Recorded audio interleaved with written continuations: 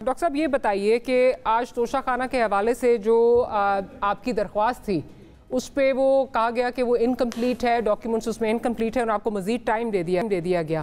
اس وقت جو چہمگوئیاں ہو رہی ہیں وہ یہی ہے کہ جو بانی چیئرمین ہیں وہ جو یہ ساری چیزیں چل رہی ہیں اس کے بعد 8 فروری کا جو الیکشن ہے اس میں وہ حصہ نہیں لے پائیں گے. اس پہ ذرا بتا دیجئے کہ کیا آپ کیا سمجھتے ہیں، کیا آپ کی ایکسپیکٹیشنز ہیں، اور دوسرا یہ کہ جو پلان ABC کی بات ہوتی ہے آپ کی پارٹی کی جانب سے، تو کیا آپ کی آگے کی اسٹریٹجی کیا ہوگی if this happens؟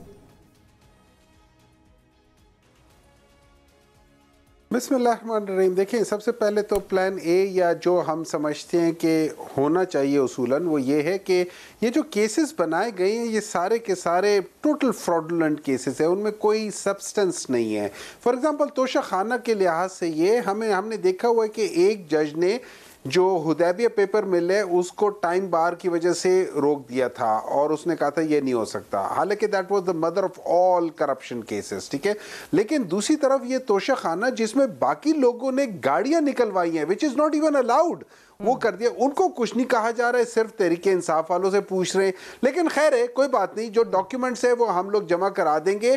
اور جو بیٹ کا نشان ہے وہ تو ابھی ذرا ٹائم لگے گا نا، اس سے پہلے واپس مل جائے گا انشاءاللہ تعالی. سو پلان اے یہ ہے کہ ہم فل فورس کے ساتھ اپنے بیٹ کے سمبل کے ساتھ الیکشن میں اتریں گے اور ان سب لوگوں کو ہم لوگ بتائیں گے کہ ایکچول جیتنا کسے کہتے بغیر کسی مدد کے اور اپنی سٹرینتھ پہ. ٹھیک ہے، میں آپ کو ایک بات بتا دیتا ہوں، ہو کیا رہا ہے، ہو یہ رہا ہے کہ وہ کہتے ہیں کہ history repeating it self. History کیا ہے؟ 1988 میں یہی پارٹی پاکستان مسلم لیگ نون، انہوں نے زندگی کی سب سے گندی غلیظ کمپین ایک خاتون کے خلاف کی تھی اور اس سے ان کا نشان بھی چھین لیا تھا. لیکن اینڈ میں کیا ہوا؟ اینڈ میں منہ کی کھانی پڑی. اس دفعہ یہ لوگ وہی کام دوبارہ کر رہے ہیں، اسی طرح یہ اسٹیبلشمنٹ کی مدد سے ہی کر رہے ہیں. لیکن اس دفعہ کیا ہوگا؟ اس دفعہ یہ اس سے بھی زیادہ ان کے ساتھ پیڑی ہونے والی ہے انشاءاللہ. ٹھیک ہے، ہوگا کیا اس دفعہ میں آپ کو بتا دیتا ہوں. اگر وہ ریٹرن ٹکٹ لے کر نہیں آئے تو ان کو کہہ دیں کہ ریٹرن ٹکٹ لے لے، کیونکہ جیتنے والے وہ نہیں ہیں اور انشاءاللہ تعالی وہ بالکل ہاریں گے. لیکن for the sake of argument ہم یہ کہہ دیتے کہ عمران خان کو یہ لوگ الاؤ نہیں کریں گے، بلے کا ہمارا جو نشان ہے اس کو الاؤ نہیں کریں گے، تو ہم لوگ کبھی الیکشن سے بائیکاٹ نہیں کریں گے. ہم تب بھی الیکشن میں جائیں گے، ہمیں محنت زیادہ کرنی پڑے گی. ہمیں ہر حلقے میں انڈیویجول انسان پہ اس کے انڈیویجول جو سمبل ہوگا اس کے ساتھ ہمیں محنت کرنی پڑے گی. لیکن دیٹ از آور اسٹرینتھ. ہماری اسٹرینتھ یہی ہے کہ ہمارا سوشل میڈیا بہت سٹرونگ ہے. وہاں پہ ہم کمپین اس علاقے میں اسپیشل کریں گے، اس انڈیویجول کے ساتھ کریں گے اور وہ کمپین اتنی سٹرونگ ہوگی کہ ان کو سمجھ آ جائے گی. ٹھیک ہے، تو انشاءاللہ و تعالی irrespective of what جیتے گی تحریک انصاف. ہاں یہ ضرور ہو سکتا ہے worst come to worst کہ نیکسٹ حکومت آزاد لوگوں کی ہوگی، نیکسٹ حکومت آزاد لوگوں کی ہوگی، اس آزاد لوگوں کی حکومت ہوگی. ٹھیک چلیں، آپ پر اعتماد ہیں کہ آپ الیکشن جو ہے وہ جیتیں گے. ہنڈرنسز جو ہیں وہ آپ کے لیے جو ہے وہ آ سکتی ہیں، لیکن دیٹ جسٹ آپ کے بقول آپ کے you will just have to work a little harder than you would have otherwise. اسی بات کو آگے لے کے جاؤں گی. جو ابھی بات کر رہے ہیں ڈاکٹر صاحب کہ history is repeating it self, اسی تناظر میں بات کرنا چاہوں گی. لیکن اس سے پہلے ذرا ملک احمد صاحب کیا کہہ رہے ہیں، ملک احمد خان صاحب پاکستان مسلم لیگ نواز کی، ذرا وہ سن لیتے ہیں، پھر شرمیلا صاحبہ کی طرف جاؤں گی. سائفر والی ابھی ڈسٹ سیٹل ہو رہی تھی اور اس کے ساتھ ہی یہ فیصلہ آ گیا کہ کالعدم قرار دے دیا تحریک انصاف کو. اب جب ایک سیاسی جماعت کالعدم ہوگی تو الیکشن کمیشن اس کو سمبل کیسے دے گا؟ ممکن ہی نہیں ہے. اور کالعدم کیسے ہوگی؟ اس کی کالعدم کرنے کو اس کو بین نہیں کیا گیا. اچھا شرمیلا صاحبہ، یہ اسٹریٹجی جس طرح بھی بات ہو رہی تھی، اسٹریٹجی کوئی نئی نہیں ہے، یہ بڑی پرانی اسٹریٹجی ہے. یہ اسٹریٹجی آپ پہ بھی استعمال ہوئی، یہ اسٹریٹجی PMLN پہ بھی استعمال ہو چکی ہے. But history tells us that جس پارٹی پہ بھی یہ اسٹریٹجی استعمال ہوئی ہے it bounces back stronger. آپ کیا کہیں گی، اس سے کیا کوئی فائدہ ہوگا اگر سمبل لے لیا ہے PTI کا؟ کوئی فائدہ اس سے ہوگا اگر لے لیا جاتا ہے؟ جی شکریہ ماریہ.